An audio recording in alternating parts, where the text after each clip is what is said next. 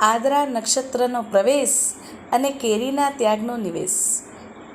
જે દિવસે આદ્રા નક્ષત્ર પ્રવેશ કરે એટલે આપણે કેરીનો ત્યાગ કરતા હોઈએ છીએ.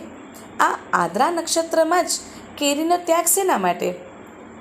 તો 27 નક્ષત્રો છે ટોટલ, અને આ 27 નક્ષત્રમાંથી 11 નક્ષત્ર વરસાદના હોય છે.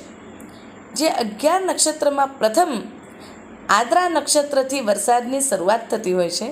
સૂર્ય દેવતા જ્યારે આદ્રા નક્ષત્રમાં પ્રવેશ કરે ત્યારથી વાતાવરણમાં વરસાદ અને ભેજનો પ્રારંભ થઈ જતો હોય છે, અને આકાશમાં સુંદર મજાના ઘનઘોર વાદળાનું ભરચક પ્રમાણ જોવા મળતું હોય છે. હવામાનમાં ભેજ બેસી જાય છે, જેના કારણે આપણે કેરીનો ત્યાગ કરવાનો છે. કેમ કે ભાગ્યશાળીઓ, જે પરમાત્માનું શાસન આપણને મળ્યું છે એ શાસનનો આધાર જીવદયા છે. એ શાસનનું ફાઉન્ડેશન જૈણાને આધારિત છે. એ શાસનની નીંવ જૈણા સાથે જોડાયેલી છે. એટલે જેમ જેમ વાતાવરણમાં ભેજ ઉત્પન્ન થતી જાય તેમ જીવોત્પત્તિ વધતી જાય, અને જે જીવોત્પત્તિ કેરીના ફળમાં સૌથી વિશેષ પ્રમાણમાં જોવા મળે છે. એટલે આપણે કેરીનો ત્યાગ કરતા હોઈએ છીએ. જીન શાસન જૈણાના આધાર ઉપર મહત્વતા આપનારું, જૈણાને પ્રાયોરિટી આપનારું, જૈણાની પ્રધાનતાને સ્વીકારનારું શાસન છે. તેથી આપણને પરમાત્માની આજ્ઞા છે કે આ નક્ષત્ર શરૂ થાય એના પહેલાં જેટલું કેરીનો વપરાશ કરવો એ કરી શકીએ, પણ જ્યાં જીવોની ઉત્પત્તિ શરૂ થઈ જાય એટલે આપણે એનો ત્યાગ કરવો અનિવાર્ય હોય છે. કેમ કે 18 પાપસ્થાનકમાં પહેલું પાપસ્થાનક એટલે પ્રાણાતિપાત. શ્રાવકના 12 વ્રતમાં પહેલું વ્રત એટલે સર્વથા સ્થૂલ પ્રાણાતિપાત વિરમણ વ્રત. સાધુ સાધ્વીના પંચમહાવ્રતમાં પહેલું મહાવ્રત એટલે સર્વથા પ્રાણાતિપાત વિરમણ વ્રત.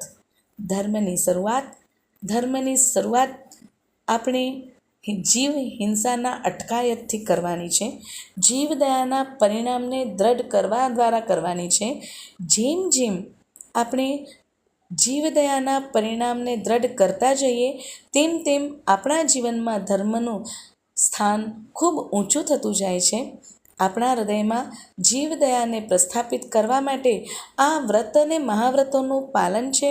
તો જ્યારે આદ્રા નક્ષત્ર બેસી જાય છે, વરસાદની શરૂઆત થઈ જાય છે, વાતાવરણમાં ભેજ આવી જાય છે, તો આપણાથી હવે કેરીનો ત્યાગ કરવો જરૂરી છે. કેમ કે એમાં આપણા જીભનો ટેસ્ટ પોસાય છે અને જીવોનું શોષણ થાય છે. તો આપણું પરમાત્માનું જે આપણા માટેનું ફરમાન છે કે આપણે જીવવા માટે ખાવાનું છે, ખાવા માટે નથી જીવવાનું. એટલે જેમાં જીવોની હિંસા અલ્પ પ્રમાણમાં હોય, એવા સ્વાસ્થ્યને હાનિકારક ન હોય એવા ખોરાકનું આપણે સેવન કરવાનું હોય છે. તેથી વધુને વધુ જીવદયાના પરિણામને દ્રઢ બનાવવા માટે આપણે સૌએ આદ્રા નક્ષત્રને પ્રવેશ આપતાની સાથે કેરીને આપણે ત્યાગ કરવાનો છે. આજથી જિનાલયમાં પણ કેરી ના ચડાવાય.